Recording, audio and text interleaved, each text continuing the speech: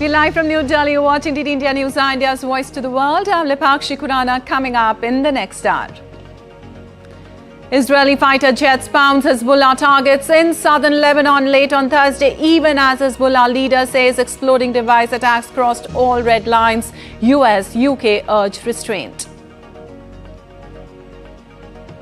US stock surges to record high close on euphoria over Fed rate cut. President Biden says lower borrowing cost will support economic growth, stresses there's more work to be done. European Union pledges billions in swift aid for flood-stricken areas of Central Europe, even as north of Italy is hit by the tail end of storm Boris. And Indian Prime Minister Narendra Modi to attend National PM Vishwakarma program in Wardha in Maharashtra, to also lay the foundation stone of PM Mitra Park in Amravati.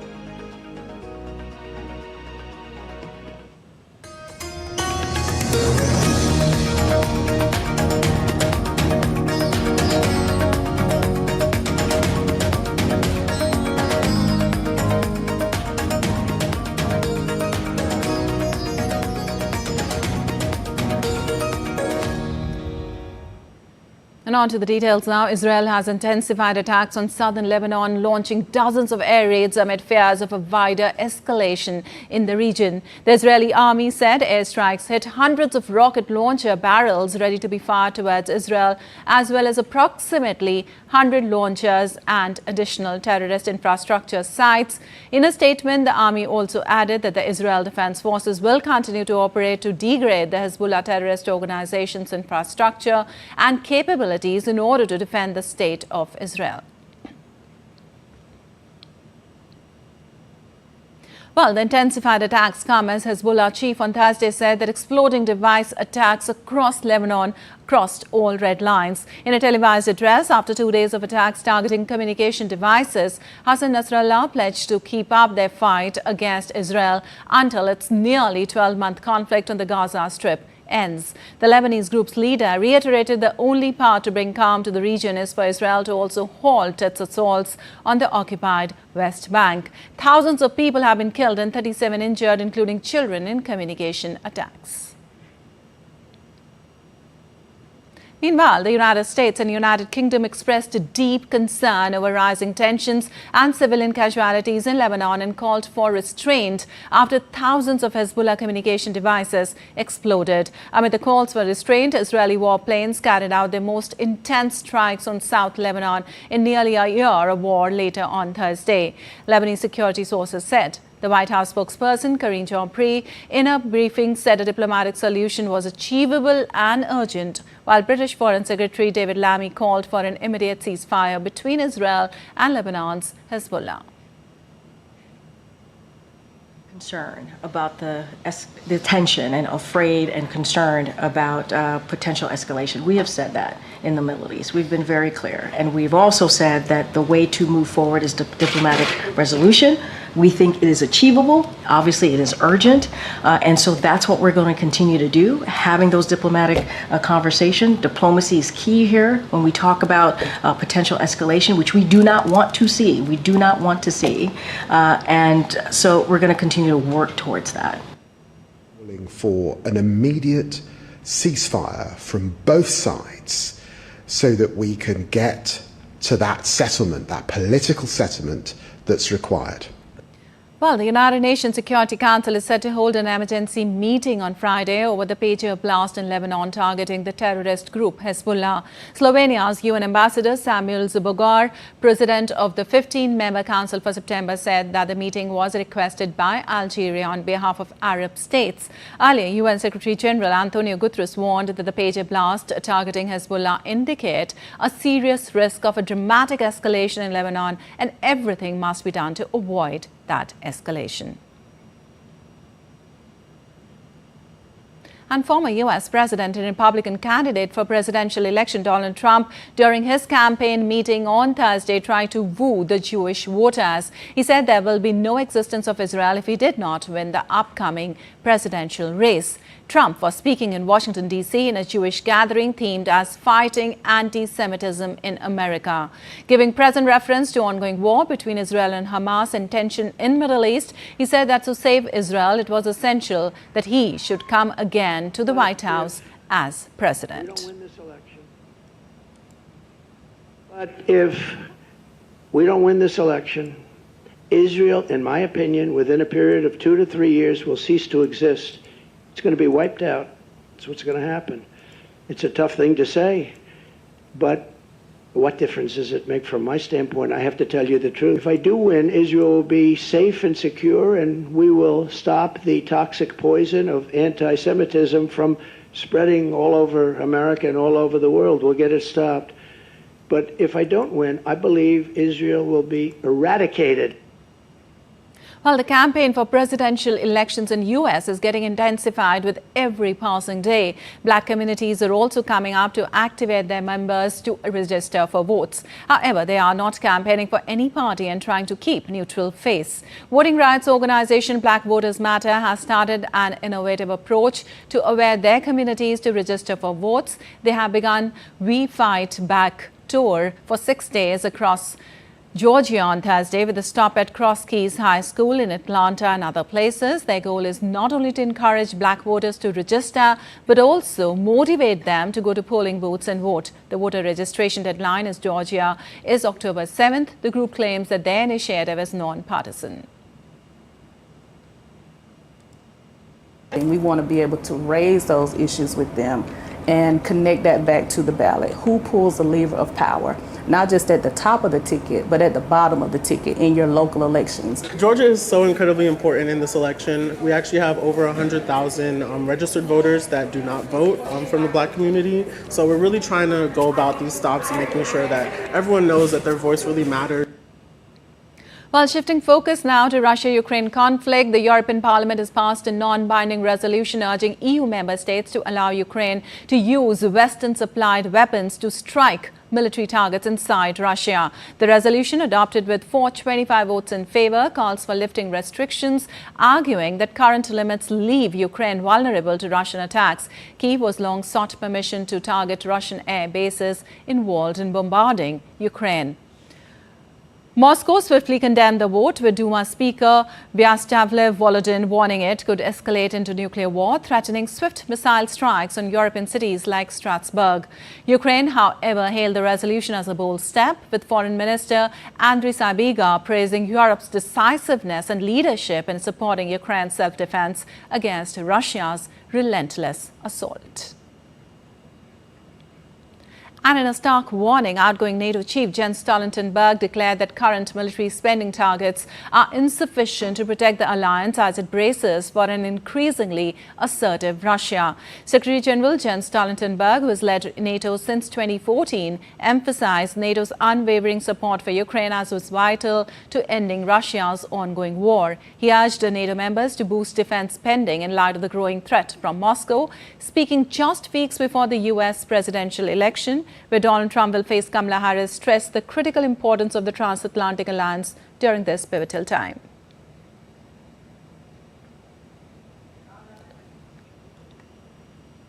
First, we have to be willing to pay the price for peace. The more money, the stronger our defenses, the more effective our deterrence, the greater our security. The good news is that we have delivered on the pledge we made 10 years ago. But the bad news is that this is not longer enough. Well, as his tenure comes to an end, he'll pass the leadership baton to Dutch former Prime Minister Mark Rutte on October 1st. Never take the bond between Europe and North America for granted. NATO is not written in stone. It is a result of deliberate choices and political will. We have heard voices on both sides of the Atlantic calling for America and Europe to part ways. Focusing on short-sighted national interests over longer-term cooperation will not serve us well. Isolationism will not keep anyone safe. We live in an interconnected world. Security challenges are too big and competition is too fierce for any country to go it alone. Investing in the transatlantic relationship is the only winning way forward.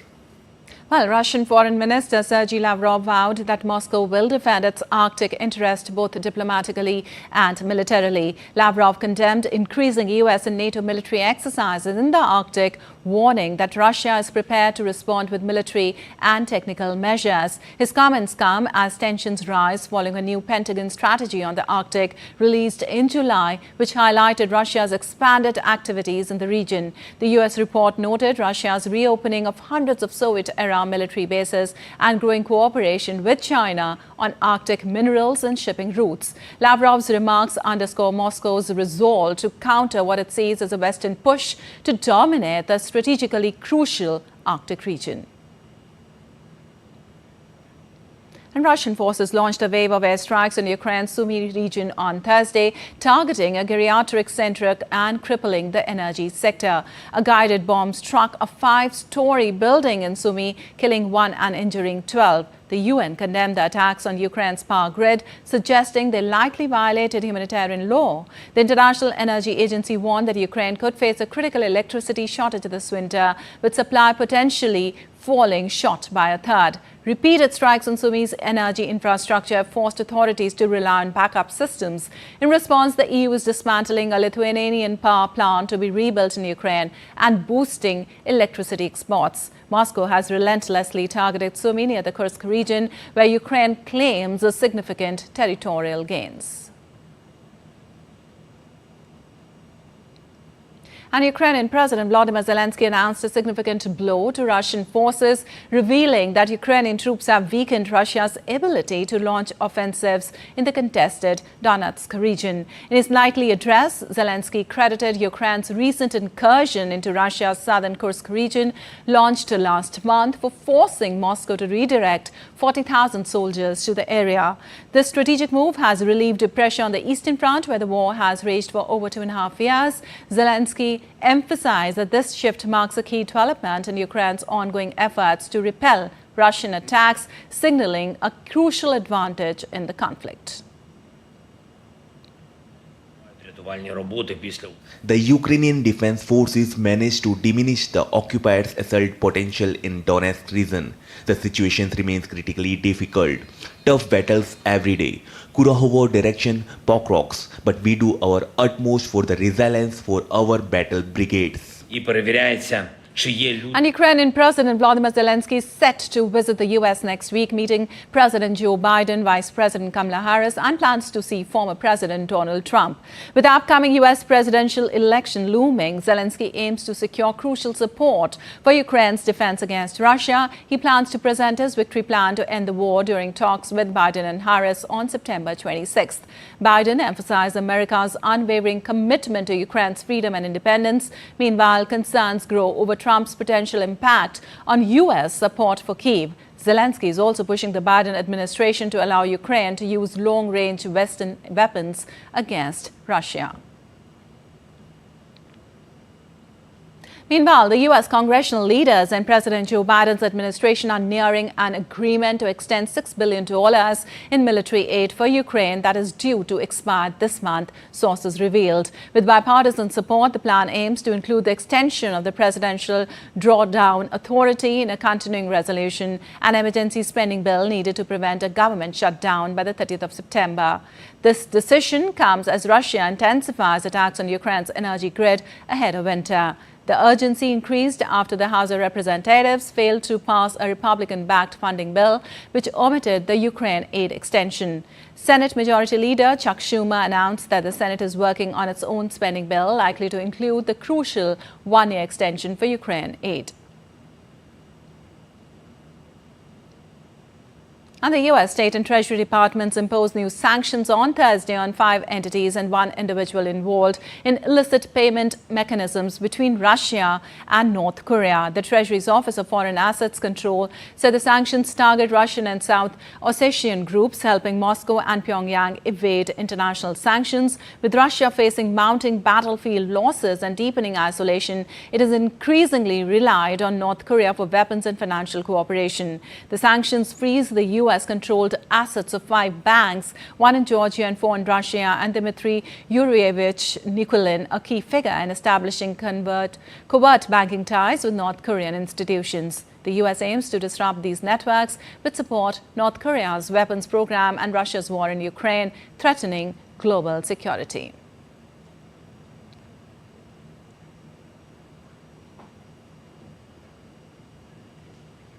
And still to come in DD India News Hour. More than 17 million Sri Lankans on Saturday to vote to elect the new president. Elon Musk's social media platform X shuts down in Brazil on account of flouting judicial rulings.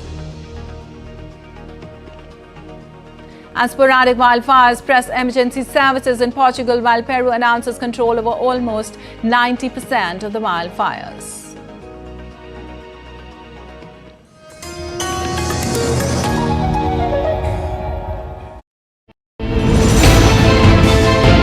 Geopolitics and trade deals. Economic challenges amid development. Hard work and the path to prosperity. It's the economy, always. Between walkers, money is what money does and says. Supply creates its own demand. Between the bulls pulls and bears tears. When supply chains globalization and India rises to the podium. We'll get you centered with the Economic Brief at 8 p.m. every Thursday on DD India.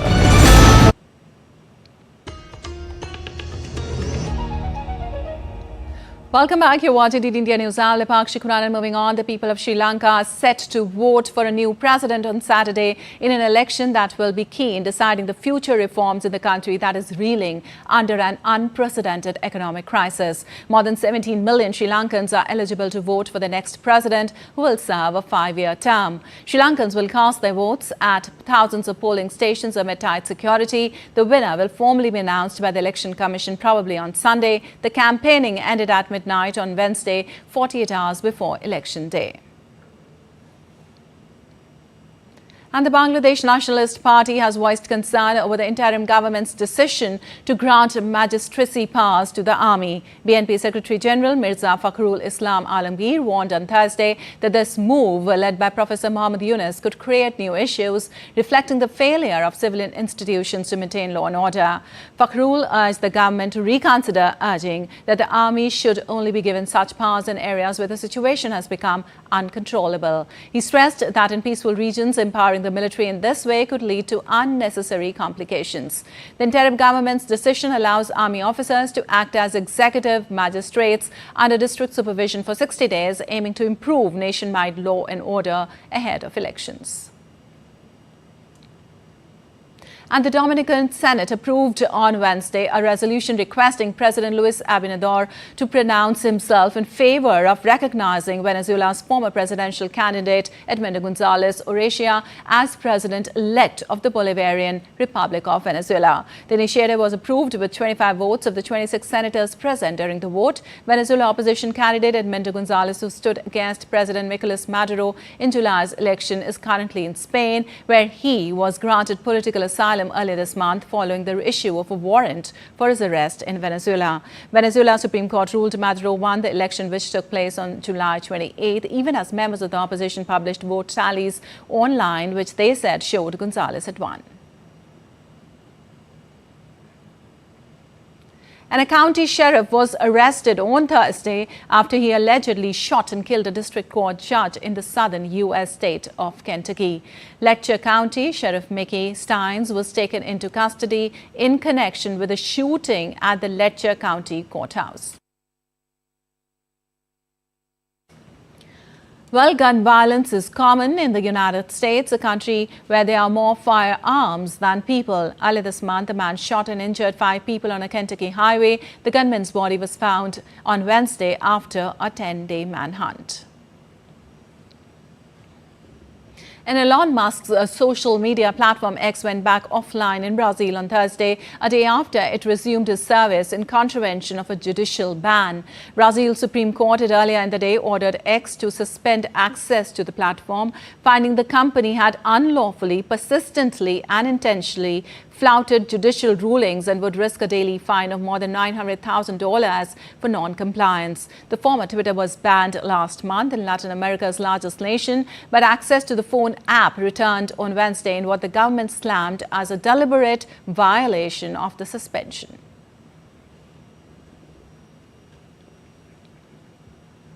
And in weather update, massive floods across Central Europe threatened areas, raising concerns among the residents and the leaders. The floods and mudslides have mostly affected the regions like Italy, Poland and Hungary and has claimed 24 lives so far. The situation prompted European Commission President Ursula von der Leyen to pledge billions of euros in aid for Central European countries. Here's a report by Kartil. Devastating floods have swept through Central Europe, claiming at least 24 lives and destroying numerous homes. The storm system that wreaked havoc across Central Europe brought devastating floods to the northern Italian region of Emilia-Romagna for the second year in a row. Floods and mudslides have also affected neighboring regions of Tuscany and Marche. In Hungary, towns were dealing with rising Danube River as the water levels are expected to rise on Saturday. People of Budapest raced to build defences. The Margaret Island has been closed. Meanwhile, the residents in Polish city of Wrocław were seen working to ensure that their city remains largely untouched by floodwaters. Social media platforms were used to inform locals about flood threat. As a result, many are now offering tools, resources and transportation. The worsening flood situation has prompted European Commission President Ursula von der Leyen to take remedial action. She has pledged billions of euros in aid for Central European countries fighting surging water levels. Normally, cohesion fund goes with co-financing from the member states. Here we say it's 100% European money, no co-financing. These are extraordinary times, and extraordinary times need extraordinary measures. At first sight, 10 billion euros are possible to mobilize from the cohesion funds for the countries that are affected. This is an emergency reaction now. Thank you very much again for the fast convening of this group. And of course, we stand by your side also in the months and years to come when it is about recovery and repair from the disaster. The unprecedented disaster has left communities struggling to cope with the aftermath as the rescue efforts continue. Some areas are still under threat from rising waters. Bureau Report, DD India. And amid the growing number of wildfires incidents in parts of the world, Peru announced on Thursday that almost 90% of the wildfires that hit the country since July have been controlled or extinguished. Since the outbreak, wildfires in Peru have left at least 15 dead and scorched more than 3,000 hectares of cultivated land and natural areas. Following its declaration of emergency due to widespread forest fires, Peruvian President Dina Boluarte flew over a fire-stricken Amazon region on Thursday. During her visit to the San Martin region, Boluarte oversaw the deployment of 12 helicopters carrying water to combat the flames. And a series of deadly wildfires in Portugal has overwhelmed emergency services. Flames were seen racing through vegetation in the Viseu district on Wednesday, threatening the area with alarming speed. At least 7 people have died due to the blazes in the Aveiro and Viseu districts, with dozens of houses were destroyed and tens of thousands of hectares of forest and scrubland were consumed by the fires.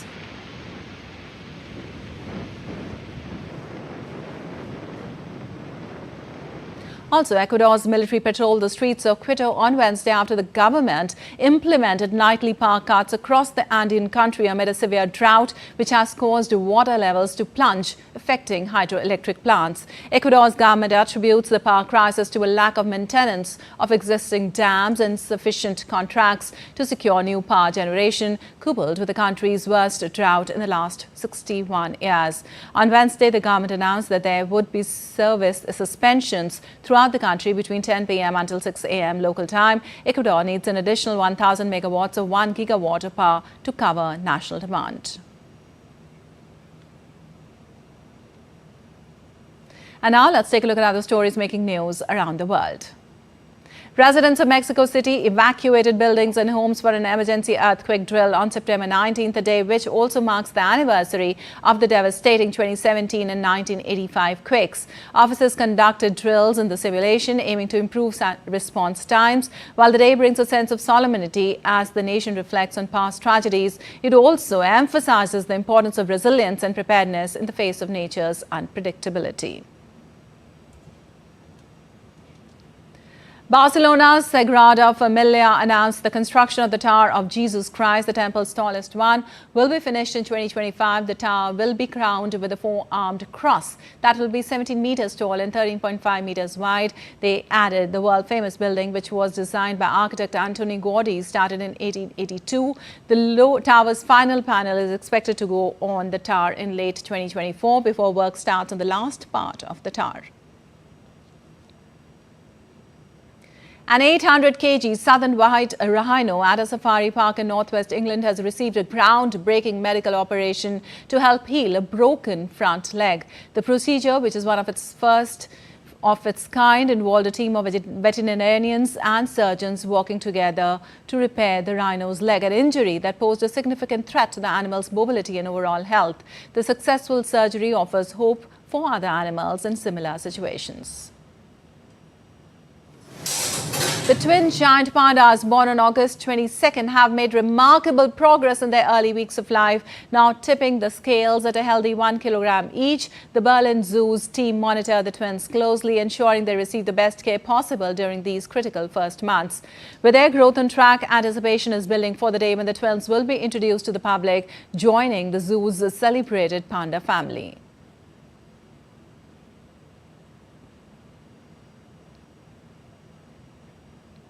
And Hong Kong residents and tourists pack into the city Hong Kong to watch the annual Fire Dragon Dance. The dragon, composed of thousands of burning incense sticks, is paraded around the hundreds of volunteers.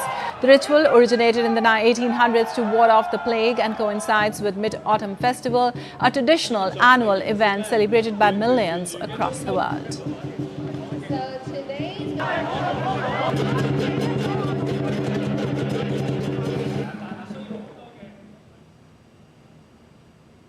And still to come on DD India News Hour. Indian Prime Minister Narendra Modi will be on a 3-day visit to the United States of America from September 21st to 23rd. Junior doctors in West Bengal to partially withdraw their strike and resume essential services.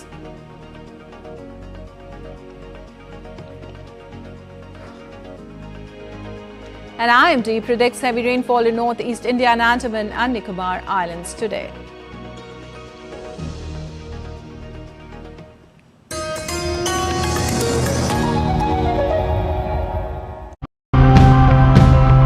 We need to look at waste as a resource. There are many possibilities and opportunities here, starting from the water that we use to brush our teeth in the morning and the shirt on your back. We are always proposing a hybrid sort of operation where you're blending in technology where it's useful. This recycling unit helps us to save 30 to 60% of the drinking water, and we were able to prove that it saved not only water but energy too. Till now, which was considered as a waste, we are now adding value to it, which is increasing the farmer's income. At the same time, it's raw material for a different line of production as well. I rework materials and use them to make carpets and other items. You could say we're recycling the fabrics.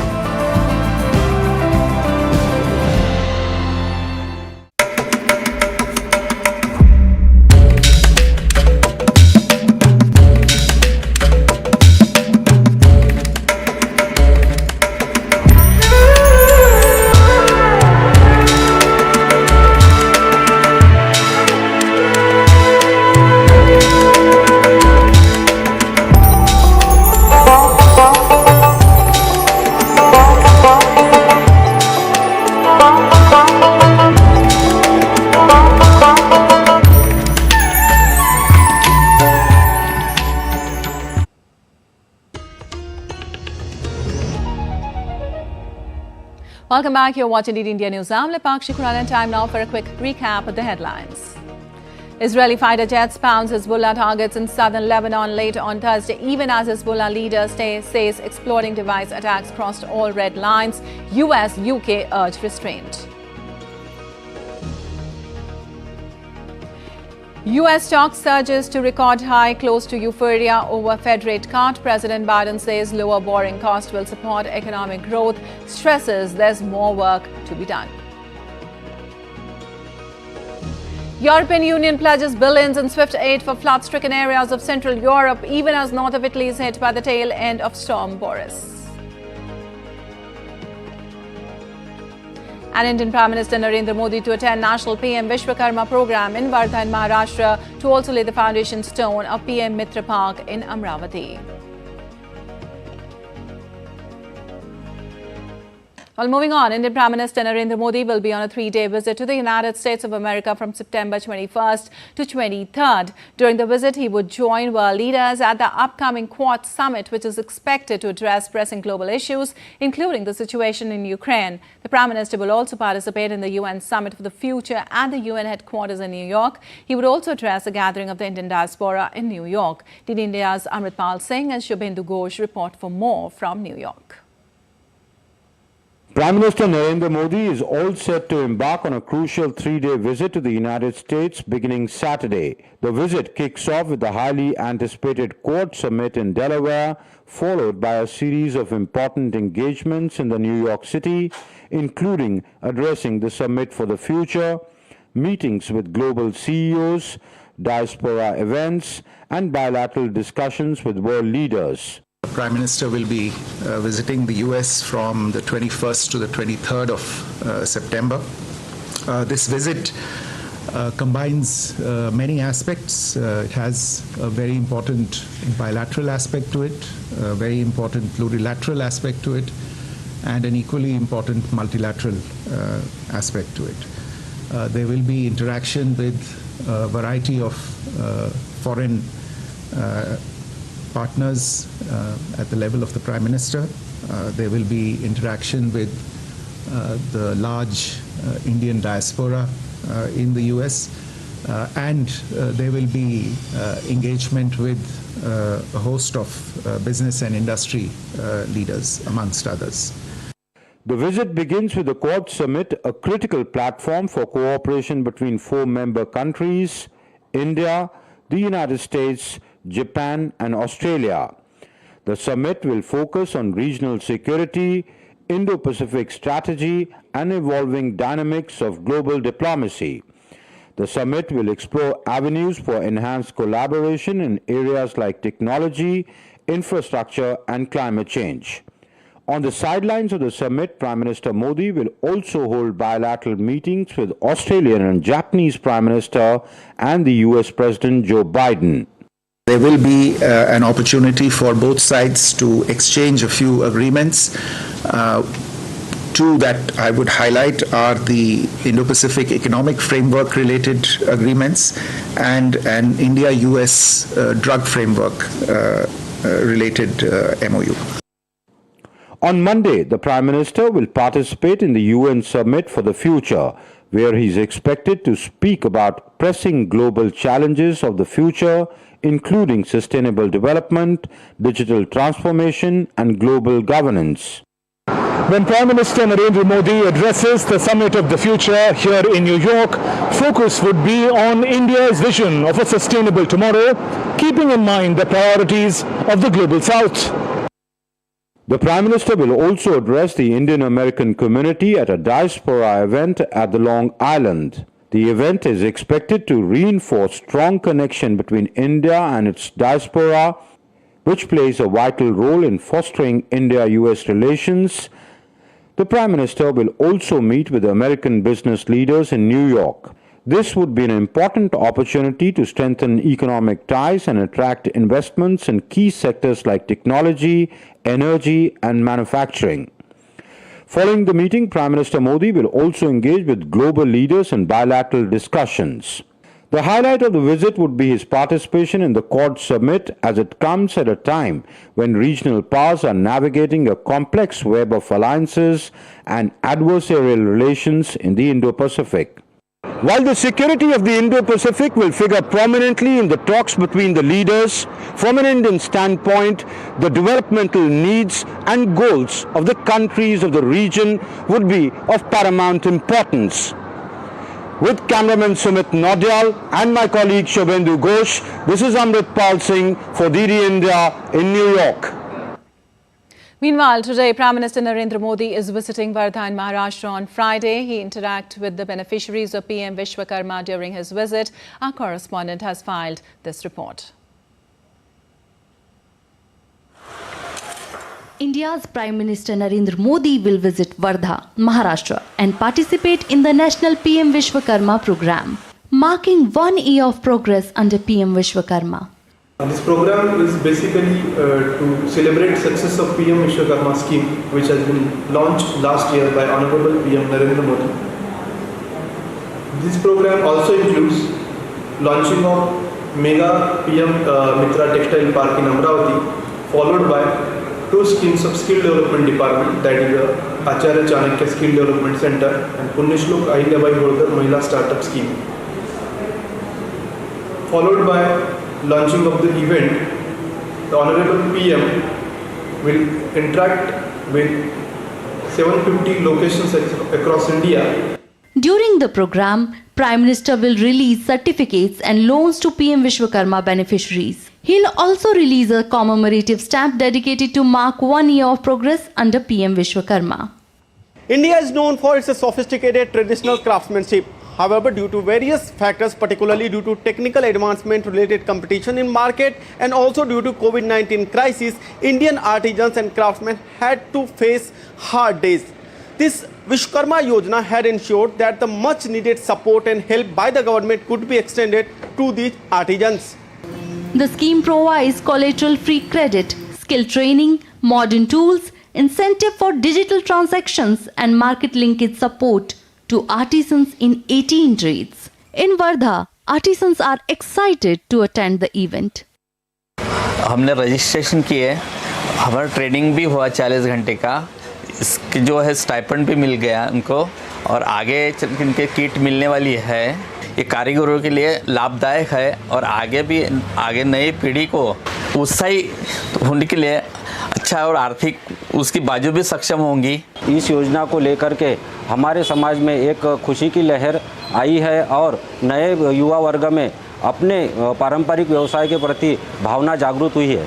More than 2 million beneficiaries have registered to avail the benefits of this scheme, out of which 1,11,861 are from Maharashtra. Wardha lies near Sevagram, which is the place where our freedom fighters had held number of meetings to give a boost to Swadeshi movement. Now at the time, the country is witnessing another form of Swadeshi movement through Make in India, Vocal for Local, Self-Reliant India. Wardha will be witnessing the first anniversary of the scheme, that is PM Vishwakarma Yojana, the scheme which is dedicated to the core of Indian talent.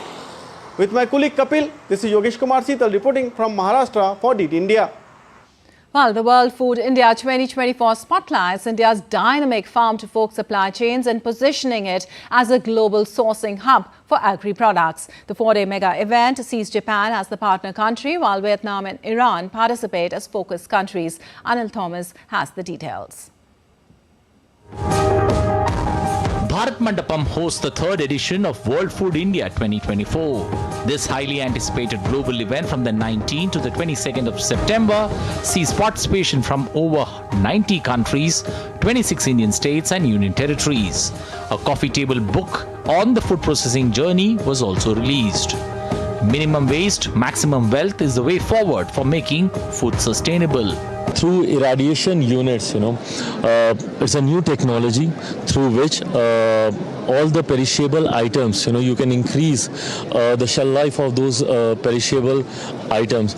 So we are trying to incorporate these technologies, and then yes, the basic ideas to provide an ecosystem, where the wastage can be reduced through cold storage, the complete cold chain. The event promises to be a major convergence of innovation, technology and sustainability in the food processing sector. The 4-day event promises to transform India as the food basket for the world processing industry. India itself is a big market, and apart from that we can feed to the world. To feed to the world, there is a competition, another one is quality and other things like residual other things, best quality, best packing, all such things can be experienced here, and this is a very good thing as far as further to market the brand India. The reverse buyer-seller meet organized by EPEDA, MPEDA and the commodity boards sees a robust presence of over 1,000 buyers. A high-level CEO roundtable finds solutions to the world food processing industry. This celebration of Indian food heritage here at Bharat Mandapam in the presence of esteemed dignitaries from around the globe is a testimony that India stands tall on the food map of the world. Our farmers, the first processors of our household, the house makers who are the backbone of this processing culture had contributed immensely. Japan is the partner country for World Food India 2024. In addition, Vietnam and Iran participate as focus countries. This year's 4-day event promises to be a landmark occasion highlighting India's emerging role as a global powerhouse in food processing. Anil Thomas, DD India, New Delhi. And now the latest update in the Kolkata rape and murder case. Junior doctors in West Bengal on Thursday evening decided to partially withdraw their strike and resume essential services. The prolonged 42-day strike had significantly impacted the healthcare sector. The decision came hours after Chief Secretary Manoj Pant issued a set of 10 directives to ensure the safety, security and efficient functioning of the state healthcare system. Early on Thursday, the West Bengal Medical Council has cancelled the registration of former principal of RG Kar Sandeep Ghosh. Meanwhile, the Supreme Court likely to hear the matter on September 27th. And innovations, about 31 students were awarded at the 11th national competition organized by the Indian Ministry of Science and Technology in Delhi on Thursday. More than 4,96,000 students' entries from across the country from all the districts were filtered down to 350 at the state level. India aims to rise to be among the top 5 innovator countries by 2047. All districts and states were represented in the competition, which aims to encourage scientific innovation in school students. Mini mobile tower. It is a momentous occasion here because we are really celebrating the innovations of a bright young mind, the exceptional talent and innovations that was on display in the last 3 days. Really gives us the confidence that there is indeed a significant talent and potential that exists in the country. And at 40th position, 40. So if you have jumped from 81 position to the 40th position, thanks to several initiatives, starting from Niti Aayog, starting to help through the Atal Innovation Mission, tinkering labs to about 10,000 schools.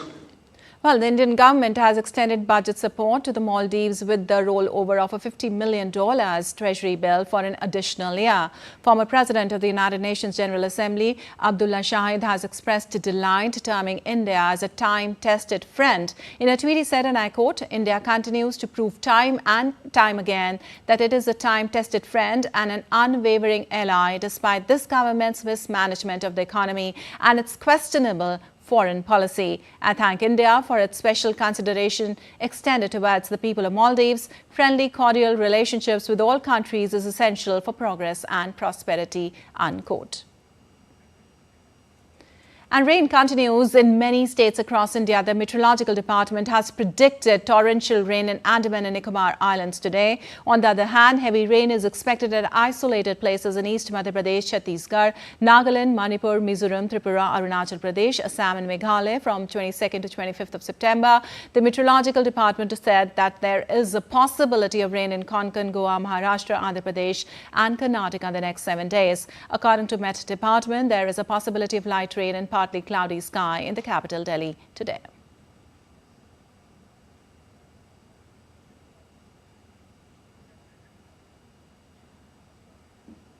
And still to come, indeed India News Hour. Bank of Japan keeps interest rates steady, sticks to upbeat economic view. The winning streak of the Indian team continues at the 45th Chess Olympiad. With their 8th consecutive victory, the men's team remains at the top. The women's team lost to Poland. The Indian Air Force gears up to celebrate 92nd Air Force Day with grandeur and pride on October 6th.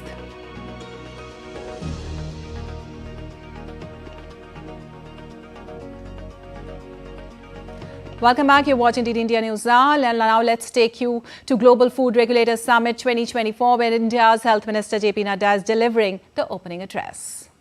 Of Consumer Affairs, Food and Public Distribution, and Minister of New and Renewable Energy, Dr. Samuel, the President of Global Food Regulatory Science Society and the President of International Union of Food, Science and Technology, Mr. Steve, Chairperson of Coders Alimentarius Commission, and Sri Apurv Chandra, the Secretary of Ministry of Health and Family Welfare and the Chairperson of FSSAI, Ms. Punya Salila Srivastav, OSD, Ministry of Health and Family Welfare, Sri G. Kamla Vardhan Rao, our CEO in FSSAI, and Sri U.S. Dhyani, the Executive Director of FSSAI.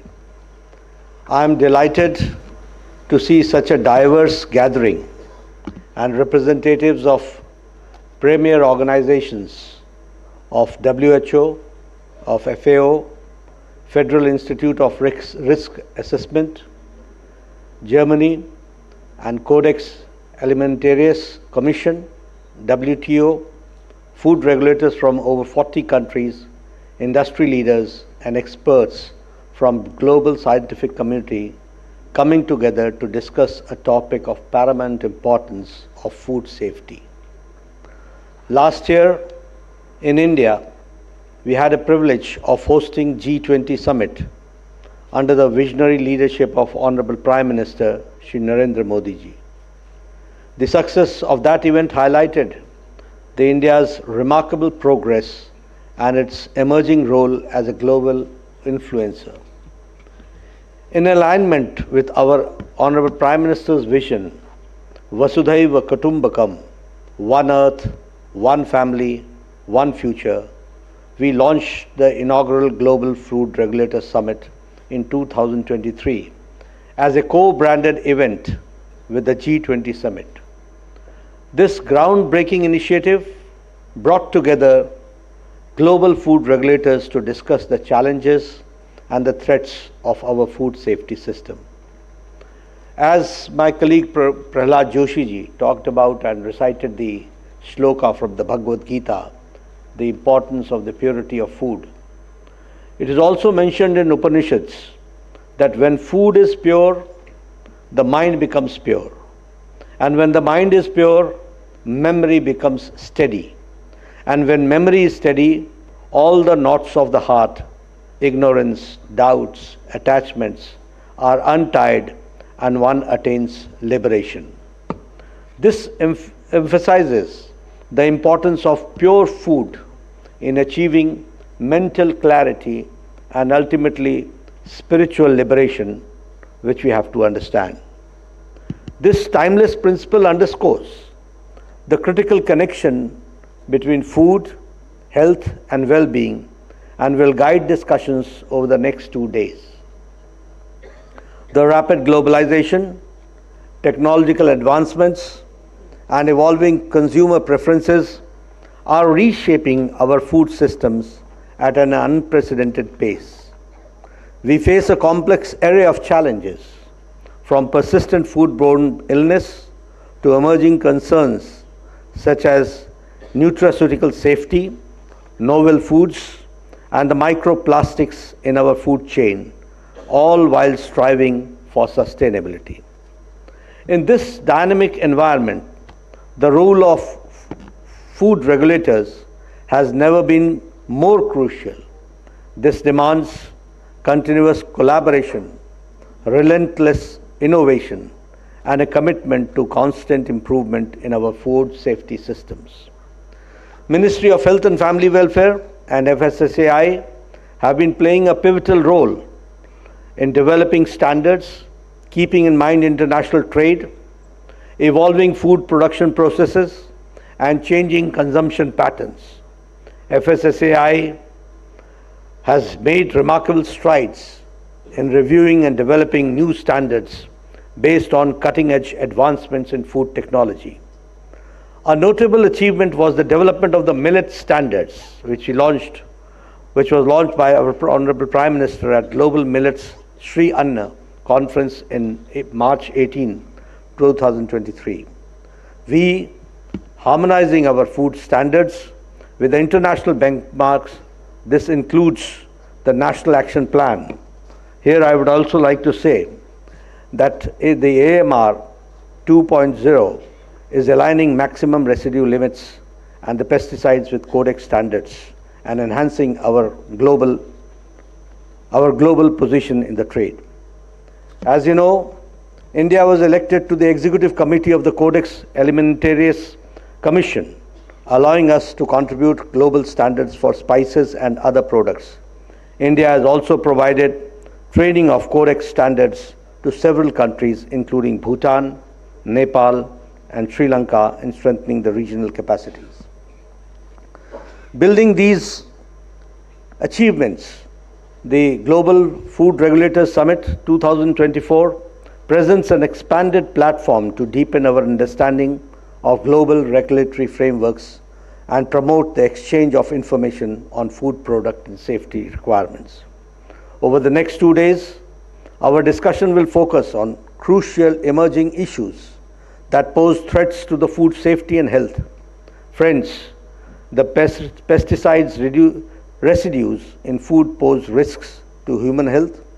India's effort in promoting organic farming and alternative pest control methods are steps in this right direction, but more widespread adoption is needed globally. Another key area of concern is the increasing plastic waste, which makes up at 80% of the marine pollution. Recently, reports have revealed the alarming presence of microplastics in humans. India's effort in developing eco-friendly packaging solutions are crucial for reducing environmental impact and ensuring these alternatives are safe for health.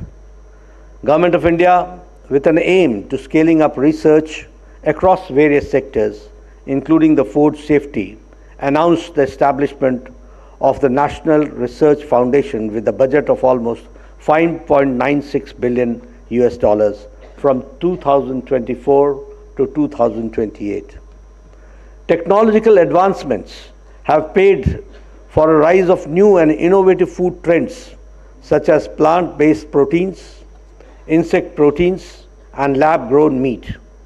These novel foods present exciting opportunities, but also require rigorous safety standards and adaptable regulatory frameworks. I am confident that the technical sessions during the summit will delve into the latest strategies and research for combating these challenges. I am glad to share with you that we are organizing a regional conclave for Asia region during the summit to strengthen greater collaboration. Additionally, the CEO's conclave will further enhance cooperation between government and the food industry, promoting both ease of doing business and compliance with the food safety regulations. Before concluding, I must take a moment to appreciate every expert present here today coming from across the globe for showcasing a strong commitment to develop a safe and strong ecosystem globally through strengthening collaborations, promoting research and technology, fostering partnerships between governments, business, consumers, and other stakeholders. Once again, I wish you all a grand success for this summit. Thank you for giving me a patient hearing.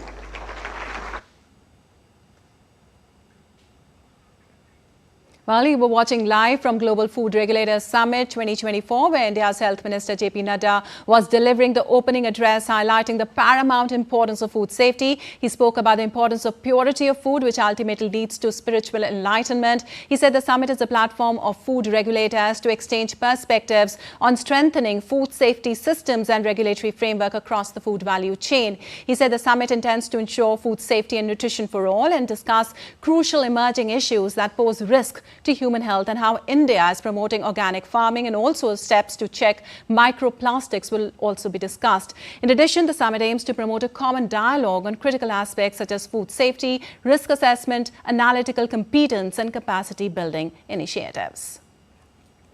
All right, that's all for this edition of DD India News Hour, but let us know your thoughts on the news of the day. For those on the go, you can get all the latest news and updates from India and across the world on the DD India mobile app. The app is available on both Android and iOS platforms. Scan the QR code in the screen to download now.